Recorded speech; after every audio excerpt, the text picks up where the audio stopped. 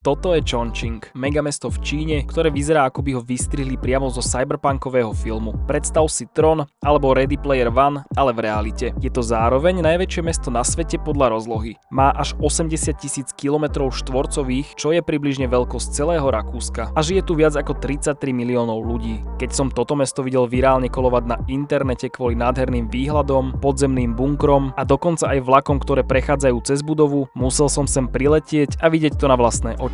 Čaute z Chongqingu, z najväčšieho mesta na svete.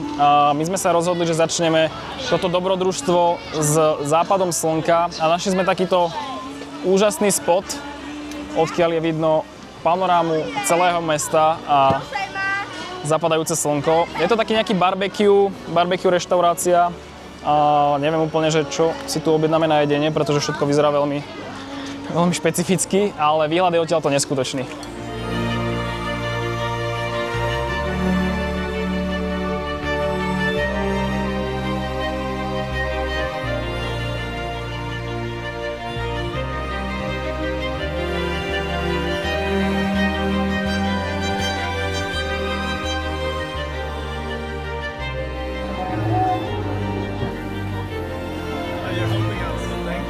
Takže Jordan sa rozhodol objednať večeru. So Jordan decided to choose what we're gonna have for dinner. What did you order? What is it? I think I ordered everything. What is it? Every meat and every veggie on earth. Bro, I like the drink. Thank you, I also ordered that. Takže prišiel za nami čašník a úplne sme mu nerozumeli. Samozrejme nevedel anglicky a mali sme si niečo objednať, tak sme si objednali toto, čož neviem úplne čo je, ale je tam minimálne tak pol kila mesa a nejaká zelenina. Stálo to 30 eur a museli sme si to objednať, ak tu chceme sedieť pri západe slnka. Čiže 15 eur na hlavu, čo si myslím, že je akceptovateľné na to, na akom mieste sa nachádzame a s akým výhľadom. Akurát teda neviem, že kto to všetko zje, pretože Jordan úplne nie je, neviem, takéto červené mäso a ja tiež by som zdal asi radšej špagety.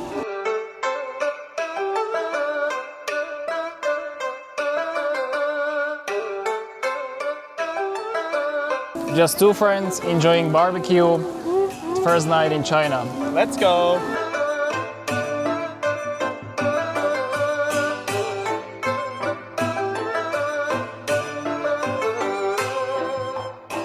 Prešlo 20 minút a celé mesto sa pomaly zažína a vyzerá to ešte lepšie ako počas toho západu slnka. Naozaj už sa nedivím, prečo to prezývajú Cyber City. Fakt to vyzerá ako z nejakej počítačovej hry. Čo sme spozorovali, tak ako to ľudia jedia, tak to spravené mäso si stršia do takéhoto šalátového listu a následne to zrolujú a zjedia. It's good.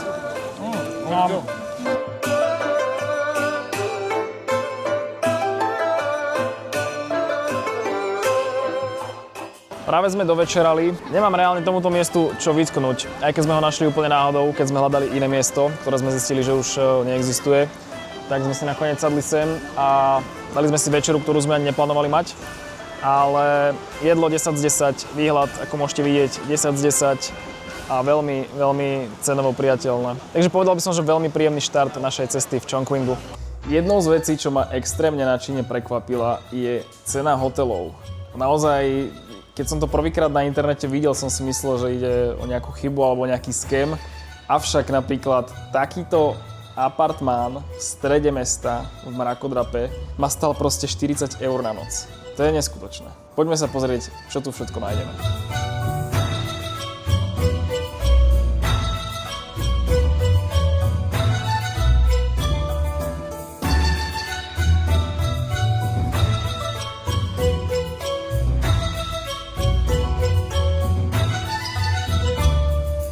Toto je spálňa a v spálni sa taktiež nachádza dataprojektor s plátnom, ktorý si viete takýmto ovládačom spustiť dole a následne potom týmto ovládačom spraviť domáce kino. Uvidíme, či to bude fungovať. Vyzerá, že to funguje.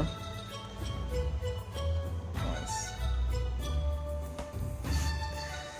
Takže ešte tu máte aj vlastné domáce kino.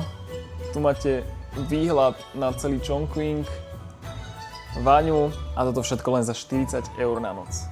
Wow. Osobne si dovolím tvrdiť, že Čína má asi nie že najlacnejšie hotely na svete, ale dostanete najlepšiu pridanú hodnotu za peniaze, čo miniete, pretože... What? Kde by ste dostali takýto hotel za 40 € na noc? To je neskutočné. Nachádzam sa na vlakovej zastávke Liziba a v Chongqingu je úplne bežné, že vlaky chodia stredom budovy. Táto budova bola ale vraj navrhnutá tak, aby to žiadnym spôsobom neovplyvňovalo obyvateľov v nej. Je to nejak špeciálne odhlučnené a je tu strašne veľa ľudí, pretože zábery odtiaľto sa stali virálnymi na TikToku a denne sem chodia proste stovky ľudí si natočiť, ako vlak prechádza stredom budovy. Ale určite je to strašne cool.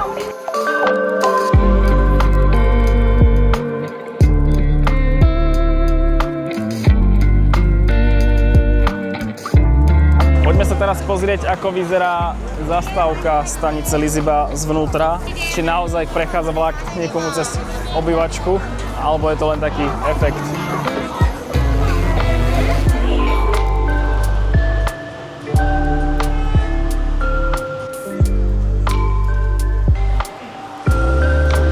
Dorazili sme na zastávku.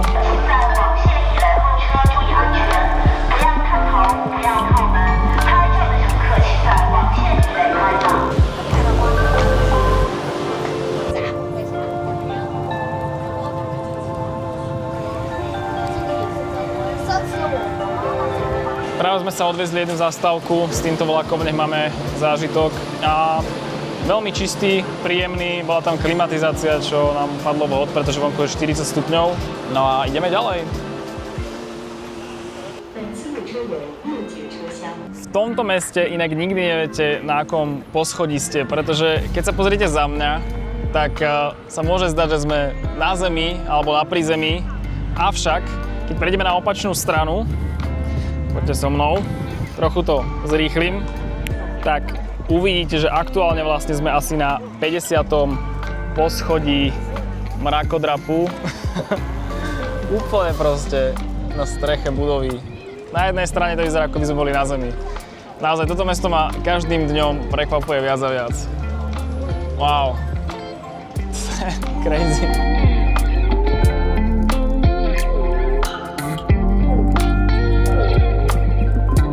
My sme sa rozhodli, že sa ideme trošku kultúrne vyžiť a za mnou môžete vidieť divadlo, ktoré sa nazýva Chongqing 1949. Je to divadlo, ktoré bolo postavené len za tým účelom, že sa v ňom celý čas bude hrať len jedna jediná hra a tá hra sa nazýva Chongqing 1949. Rozpráva príbeh o tom, ako tu v tom roku bola občianska vojna a čo sa tu dialo. Čiže celkom sa teším, že sa dozvieme takouto formou viac o histórii tohto mesta. Zároveň je to vraj jediné a prvé divadlo na svete, ktoré bolo postavené za tým účelom, že sa v ňom bude hrať celý čas iba jedna jediná hra. Takže aj to ukazuje, ako veľmi si Číňania vážia svoju kultúru a históriu. Poďme na to.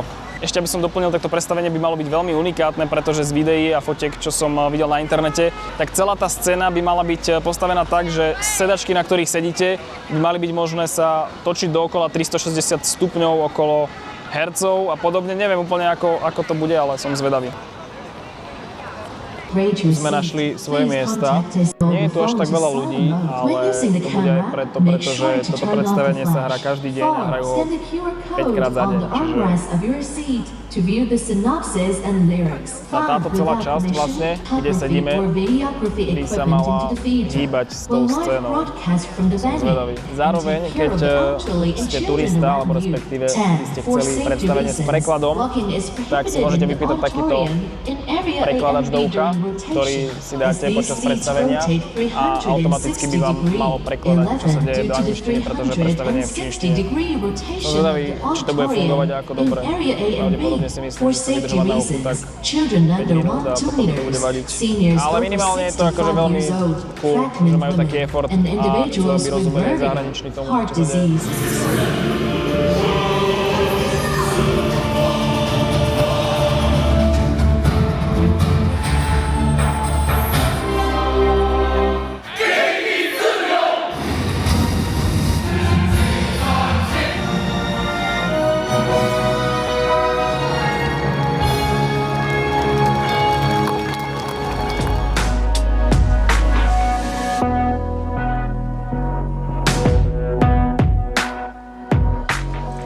sa presunuli na pláž pod mostom, odkiaľ je nádherný výhľad na celé mesto. Strašne veľa lokálcov, ktorí sem chodia pravdepodobne takto na pláž chillovať. A o 8:00 sa celé mesto aj s týmto mostom zažne, takže počkáme tu na to, užijeme si pravdepodobne tie chvíle tu a potom sa presunieme ešte niekam ďalej.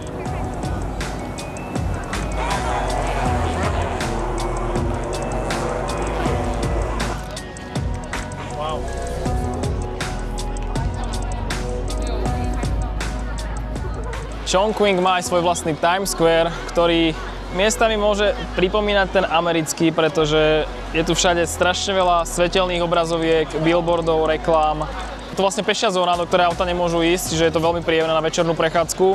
Dosť to tu žije, vyzerá to ako miesto, kam všetci idú, keď zapadne slnko. Taktiež sa tu nachádza veľa street foodov, čiže si ideme nájsť niečo na večeru. Ďalšia veľmi cool vec na Číne, čo som si všimol, je, že každému tu úplne je jedno, že sa natáčate, že rozprávate do kamery, alebo že proste robíte hocičo, pretože mám pocit, že je tu dosť súčasť kultúry a všade, kde idem, či ideme niekam na večeru, či ideme proste niekam von sa prejsť, tak je milión ľudí s telefónom a streamuje na TikTok alebo hocikam. Takže je to veľmi také iné a oveľa príjemnejšie sa potom natáča, keď ľuďom je to jedno. Po Európe, keď idete, tak proste každý na vás pozerá, že toto je moja nová najobľúbenejšia vec na svete. Volá sa to, že Chapanda. Je to niečo ako fresh z hrozna. Proste tu majú veľmi také sladké hrozno a veľké bobule. Proste tu z toho robia fresh. Je to strašne dobré, je to strašne svieže, nie je to vôbec ani také, že presladené. Fakt, že mega. Top. Wow, it's so good. Strašne je to dobré. A sú tam ešte dokonca aj kúsky toho hrozna, rozmixované. Výborná vec, výborná. Toto je môj nový najobľúbenejší drink na svete.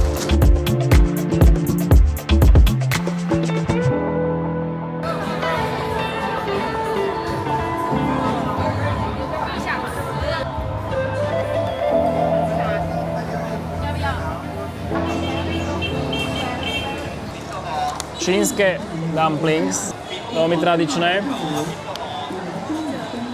Je to strašne horúce. It's so hot.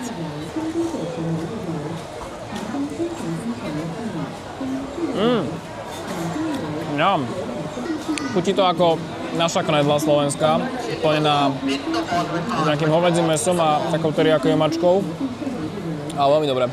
A najlepšie na tom je, že 8 takýchto dumplingov stálo presne €20. Akože milujem Čínu.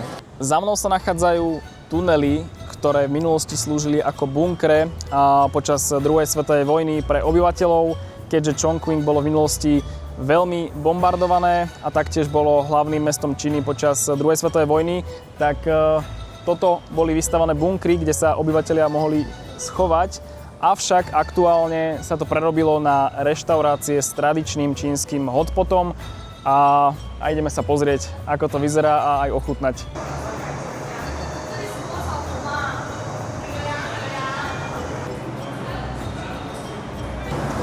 A je to otvorené 24 hodín, 7 dní v týždni, čiže ak vás v noci prepadne hlad, tak môžete ísť do takéhoto bunkra z druhej svetovej vojny sa najesť s partiou.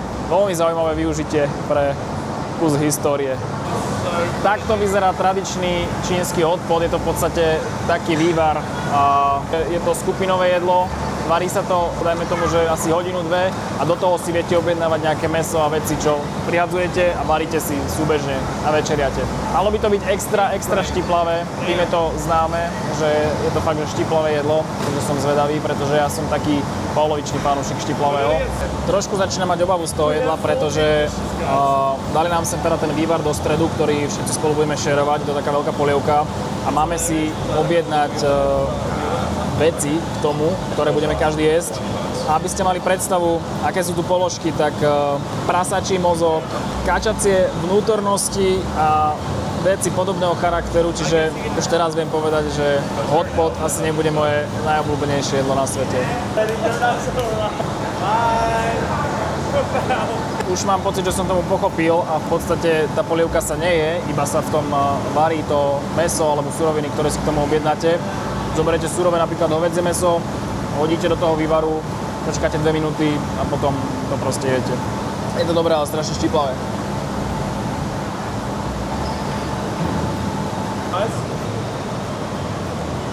Takto to vyzerá, keď príde.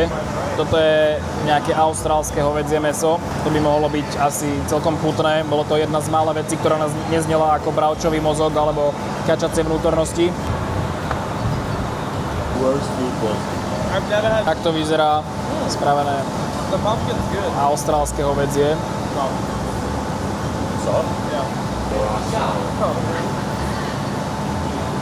Okay, now I'm stressing about the brain, so I gotta just do it. Chutí to v pohode, ale nebude to moje obľúbené jedlo.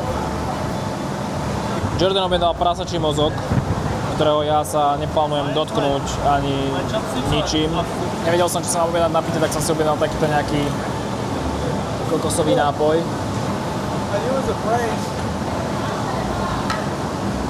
Malo by to byť kokosové mlieko, ale chutí to skôr ako vyžmykané ponožky.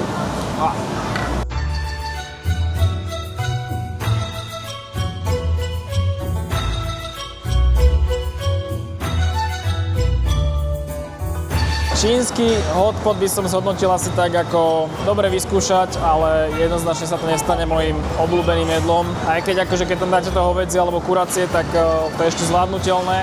Avšak je to extrémne štiplavé. Aj tá neštiplavá verzia bola proste extrémne štiplavá. Oni tam po väčšine hádžu také veci, ako som spomínal, či mozočky, vnútornosti a podobne a to proste je úplne, že mimo mňa. Som rád, že som to vyskúšal v tomto bunkri z druhej svetovej vojny, ktorý je premenený na reštauráciu, ale jednoznačne mi to stačilo na tento čínsky výlet.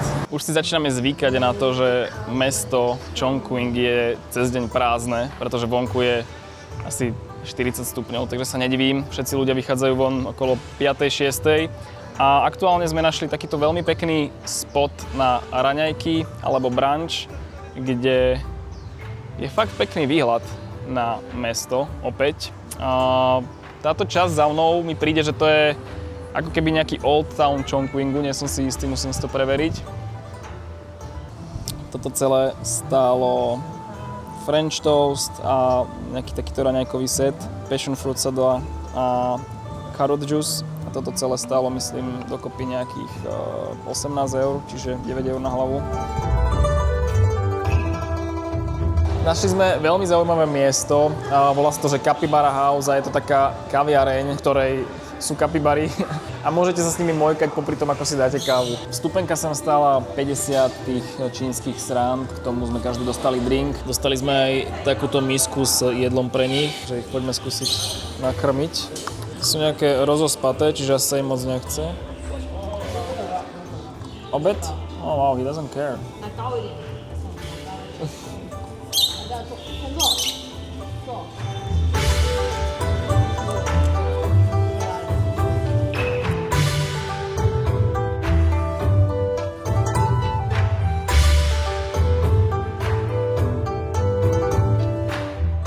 Je to celkom príjemná aktivita.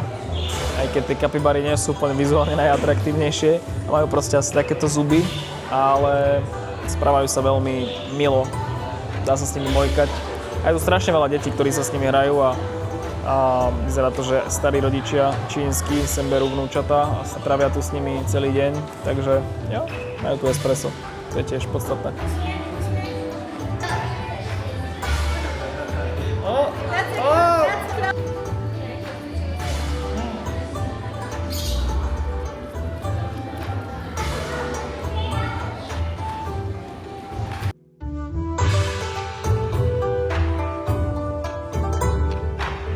Na Číne je fascinujúce to, že chvíľku ste proste v modernom meste, ktoré vyzerá ako z budúcnosti, plné mrakodrapov, prejdete pár krokov a zrazu máte vedľa seba tradičnú čínsku dedinu.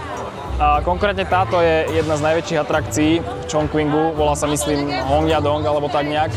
A napíšem to sem, pretože to neviem úplne vysloviť správne.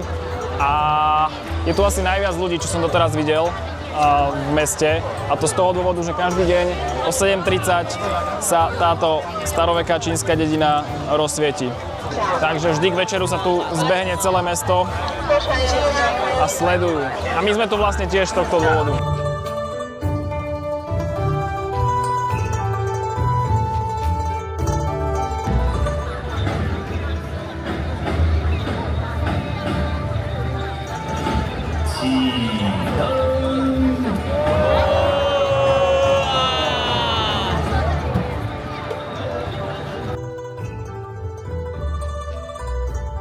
Ideme sa pozrieť na ďalšie miesto, odkiaľ by mal byť nádherný nočný výhľad na Chongqing.